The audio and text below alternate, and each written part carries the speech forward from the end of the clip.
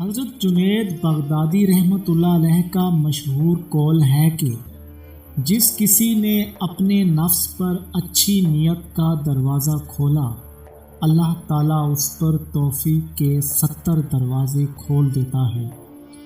اسی طرح جس نے اپنے نفس پر بری نیت کا دروازہ کھولا، اللہ تعالیٰ اس پر ذلت کے 70 دروازے اس طرف سے کھولتا ہے جدھر کی اسے خبر بھی نہیں ہوتی۔ ایک بار ایک چور حضرت جنید بغدادی رحمۃ اللہ علیہ کے مکان میں داخل ہوا۔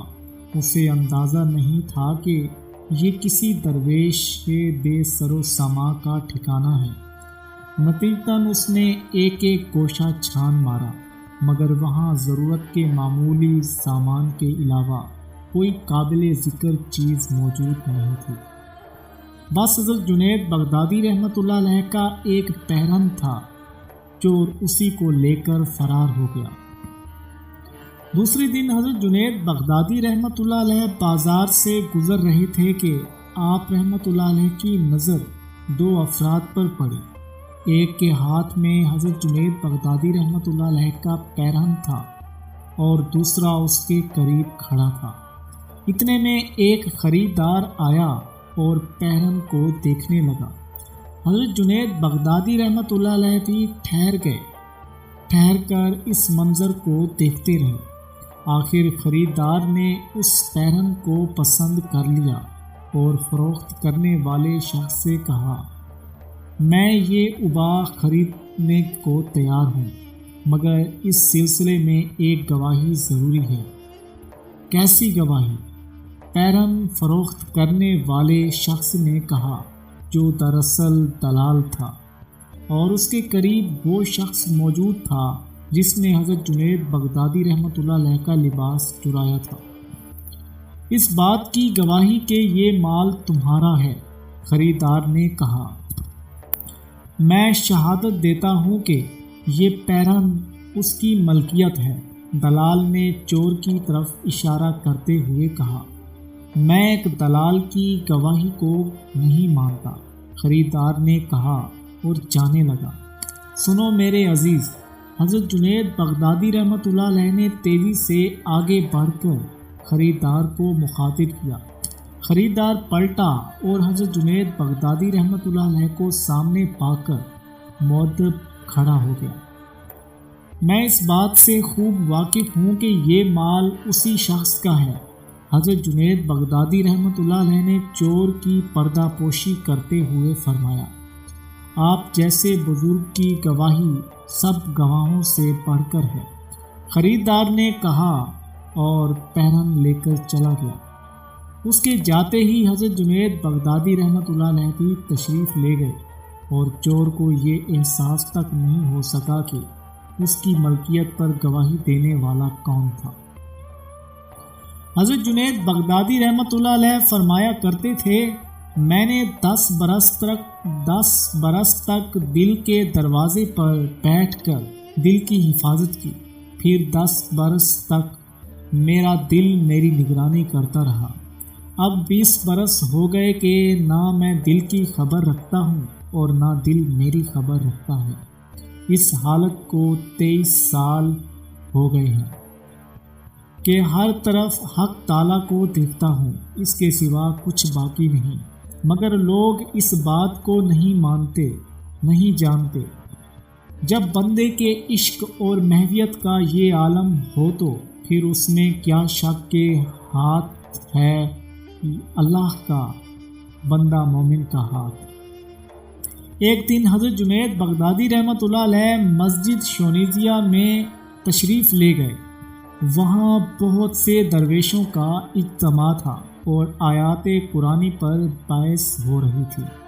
پھر اسی دوران مرد مومن کی طاقت کا ذکر چھڑ گیا۔ تمام درویش اپنے اپنے خیالات کا اظہار کرتے رہے۔ آخر میں ایک درویش نے حاضرین کو مخاطب کرتے ہوئے کہا، مرد مومن کی روحانی طاقت کا اندازہ نہیں کیا جا سکتا۔ میں ایک ایسے شخص کو جانتا ہوں کہ اگر وہ مسجد کے اس ستون سے کہہ دے کہ آدھا سونے کا ہو جا اور آدھا چاندی کا تو اسی وقت ہو جائے۔ حضرت جنید بغدادی رحمۃ اللہ علیہ فرماتے ہیں کہ میں نے اس درویش کا دعویٰ سن کر مسجد کے ستون کی طرف دیکھا، واقعتاً وہ آدھا سونے کا اور آدھا چاندی کا۔ دراصل یہ حضرت جنید بغدادی رحمۃ اللہ علیہ کی نظر کیمیا گر کا اثر تھا کہ پتھر کی ظاہری حالت تبدیل ہو گئی۔ درویش نے تو کسی شخص کے بارے میں محض دعویٰ کیا تھا، مگر قدرت نے حضرت جنید بغدادی رحمۃ اللہ علیہ پر یہ راز ظاہر کر دیا کہ خود ان کی ایک نگاہ ستون سنگ کی ماہیت کو بدل سکتی ہے۔ علامہ اقبال رحمۃ اللہ علیہ نے مرد مومن کی اسی شان جلالی کی طرف اشارہ کیا ہے۔ کوئی اندازہ کر سکتا ہے اس کے زور بازو کا، نگاہ مرد مومن سے بدل جاتی ہیں تقدیریں۔ حضرت جنید بغدادی رحمۃ اللہ علیہ اپنے حلقے میں بیٹھنے والے درویشوں کی بھی بہت عزت کیا کرتے تھے۔ اگر کوئی شخص ان پر اعتراض کرتا تو آپ رحمۃ اللہ علیہ درویشوں کی عزت نفس بچانے کے لیے اپنے ساتھیوں کا دفاع کرتے اور دلائل سے ثابت کر دیتے کہ آپ رحمۃ اللہ علیہ کی صحبت میں بیٹھنے والے لوگ دنیا داری کی رسموں سے بہت دور ہیں۔ ایک بار کسی شخص نے آپ رحمۃ اللہ علیہ کی خانقاہ میں رہنے والے درویشوں کو تنقید کا نشانہ بناتے ہوئے کہا، دیکھا گیا ہے کہ جب آپ کے رفقا کسی دعوت میں شریک ہوتے ہیں تو بہت زیادہ کھاتے ہیں، اسی لیے کہ وہ بہت بھوکے رہتے ہیں۔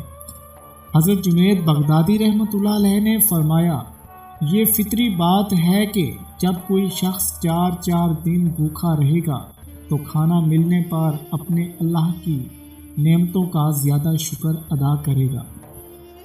اس شخص نے دوسرا سوال کیا، ان لوگوں پر شہوانی قوتوں کا غلبہ کیوں نہیں ہوتا؟